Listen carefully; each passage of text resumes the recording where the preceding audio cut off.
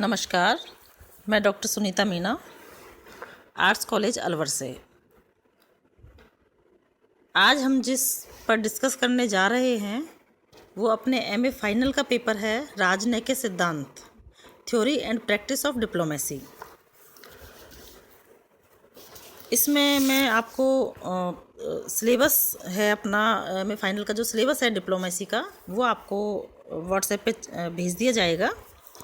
आज हम राजनैतिक, इसकी उत्पत्ति, स्वरूप और विकास पर डिस्कस करेंगे।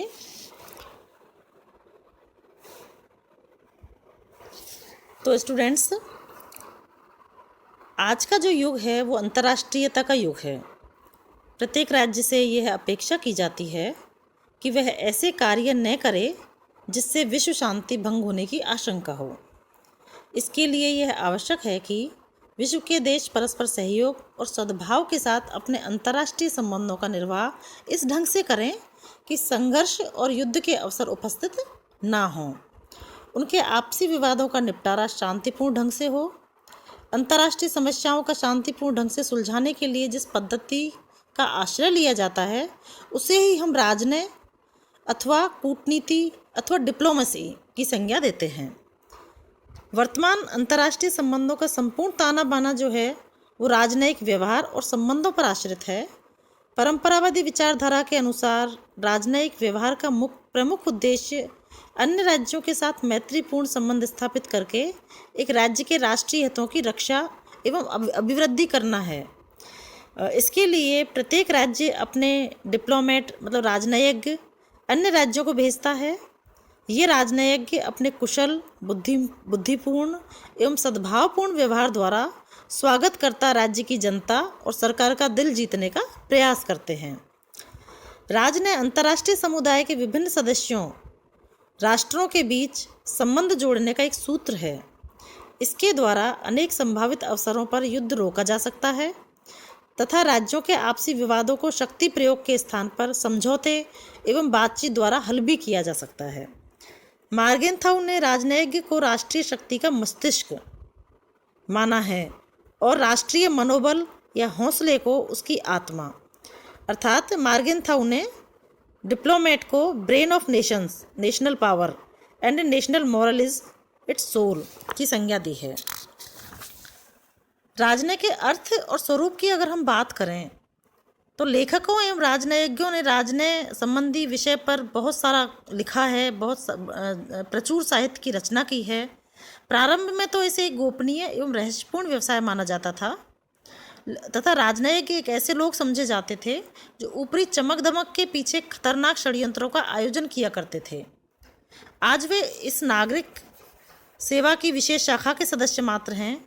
यद्यपि राजदूतों एवं मंत्रियों को दूसरे राज्य में अपने पूर्ववर्तियों की भांति सम्मान, विशेषाधिकार, उन्मुक्तियां प्रदान की जाती हैं, किंतु उनका अतीतकालीन राजसी ठाठ-बाट और विलासितापूर्ण जीवन अब केवल इतिहास के पृष्ठों तक सीमित रह गया है। राजनयिज्ञों के व्यवहार के विभिन्न पहलुओं ने राजनय के अर्थ में भी अनेक रूपता ला दी है। एक सक्रिय व्यवसाय होने के नाते राजनय शब्द का अनेक बार गलत प्रयोग भी किया जाता है। कभी कभी इसे एक नीति के रूप में लिया जाता है और कभी कभी इसे एक संधि वार्ता के संपूर्ण क्षेत्र के लिए प्रयुक्त किया जाता है। अगर हम शाब्दिक अर्थ की बात करें, meaning of the word of diplomacy की अगर हम बात करें तो हिंदी का राजनय शब्द अंग्रेजी के डिप्लोमेसी का समानार्थी है। डिप्लोमेसी शब्द का प्रयोग आज से लगभग 196 वर्ष पूर्व होने लगा था। सर्वप्रथम 1996 ईस्वी में एडमंड बर्क ने इस अर्थ में यह शब्द प्रयुक्त किया था। डिप्लोमेसी शब्द की उत्पत्ति ग्रीक भाषा के डिप्लाउन शब्द से हुई है, जिसका अर्थ है मोड़ना अथवा दोहरा करना, टू फोल्ड। रोमन साम्राज्य में पासपोर्ट एवं सड़कों पर चलने के अनुमति पत्र आदि दोहरे करके सी दिए जाते थे। ये पासपोर्ट अथवा अनुमति पत्र धातु के पत्रों पर खुदे रहते थे। इनको डिप्लोमा कहा जाता था। धीरे धीरे डिप्लोमा शब्द का प्रयोग सभी सरकारी कागजातों के लिए होने लगा। विदेशियों के विशेषाधिकार अथवा उन्मुक्तियाँ एवं विदेशी संधियाँ संबंधी कागजों को भी डिप्लोमा की संज्ञा दी जाने लगी। जब इन संधियों और समझौतों की संख्या अधिक हो गई तो इनको सुरक्षित स्थानों पर रखा जाने लगा। ये स्थान बाद में राजकीय अभिलेखागारों के नाम से जाने गए थे। राज्य अभिलेखागारों के डिप्लोमास की संख्या बढ़ने लगी फिर इनको छांटकर अलग करके और उनकी देखभाल करने के लिए अलग से कर्मचारी नियुक्त किए जाने लगे। इन कर्मचारियों का कार्य राजनयिक कृत्य अर्थात डिप्लोमेटिक बिजनेस कहलाया। धीरे धीरे इस कार्य व्यापार के लिए डिप्लोमेसी शब्द प्रयोग होने लगा। राज्य अभिलेखागारों का कार्य अलग हो गया। आज भी इस कार्य के लिए अंग्रेजी में डिप्लोमेटिक शब्द ही प्रचलित है। परिभाषा की अगर दृष्टि से हम देखें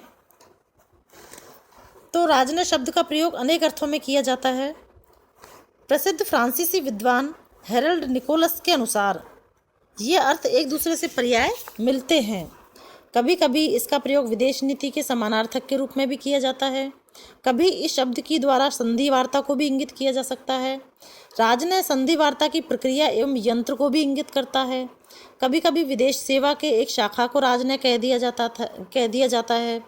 एक अन्य अर्थ में राजनय को अंतर्राष्ट्रीय संधि वार्ता करने का अमूर्त गुण या कुशलता भी माना जाता है। राजनय के सबसे अच्छा रूप वार्ता का और सबसे बुरा छल छद्म का है। तो इस प्रकार राजनय एक अनेकार्थ शब्द हैं, बहुत सारे अर्थ हैं, बहुत सारे शब्द हैं, बहुत सारी परिभाषाएं विद्वानों ने इसकी दी हैं।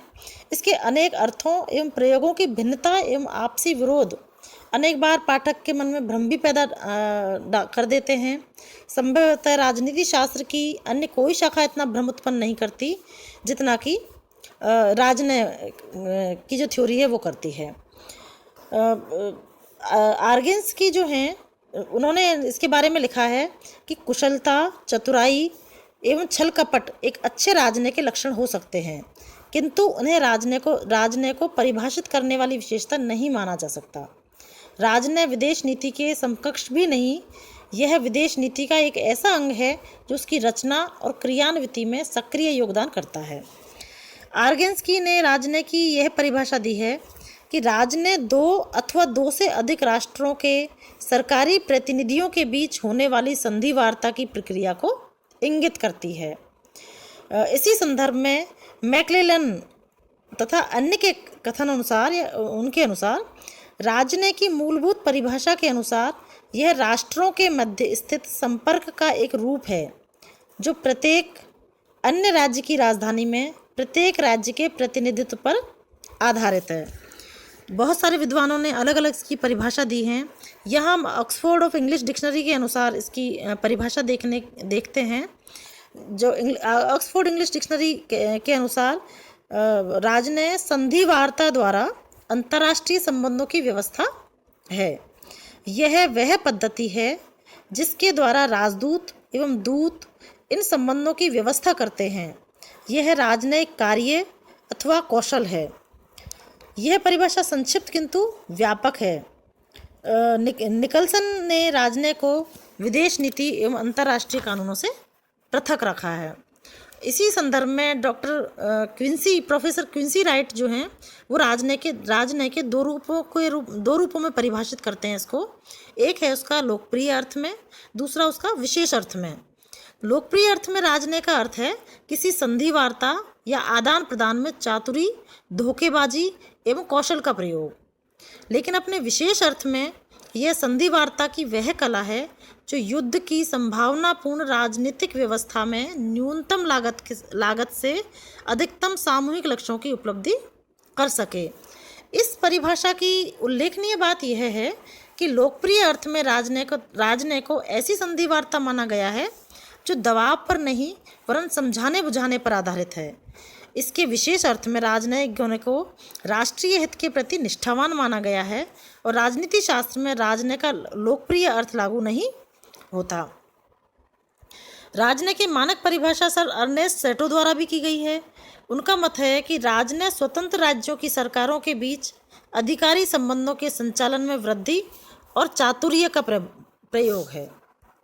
तो इस प्रकार अलग अलग विद्वानों ने राजनय को अलग अलग तरीके से परिभाषित किया है, लेकिन सभी परिभाषाओं के आधार पर या उनके निष्कर्ष तौर पर प्रोफेसर पामर एंड पार्किंस की अगर हम बात करें तो उन्होंने राजनय की निम्नलिखित परिभाषा का उल्लेख किया है। अर्थात राजनय की प्रमुख परिभाषाएं उन्होंने विशेषताएं इस प्रकार उन्होंने दी हैं। नंबर 1 हम इसमें ले सकते हैं कि राजनय एक मशीन की भांति अपने आप में नैतिक अथवा अनैतिक नहीं, इसका मूल्य इसे प्रयोग करने वाले अभिप्रायों व योग्यताओं पर निर्भर करता है। नंबर 2 है कि राजनय का संचालन विदेशी कार्यालयों, दूतावासों, दूतकर्मों, वाणिज्य दूतों एवं विश्वव्यापी विशेष मिशनों के माध्यम से किया जाता है। नंबर 3 है राजनय मूल रूप से द्विपक्षीय होता है, यह राष्ट्रों के मध्य संबंधों का नियमन करता है। नंबर 4 हम ले सकते हैं कि आज अंतर्राष्ट्रीय सम्मेलनों, अंतर्राष्ट्रीय संगठनों, क्षेत्रीय प्रबंधों एवं सामूहिक सुरक्षा प्रयासों के बढ़ जाने के कारण राजनय के बहुपक्षीय स्वरूप का महत्व बढ़ गया है। साथ ही राजनय राष्ट्रों के बीच साधारण मामलों से लेकर शांति और युद्ध जैसे बड़े बड़े सभी मामलों पर विचार करता है।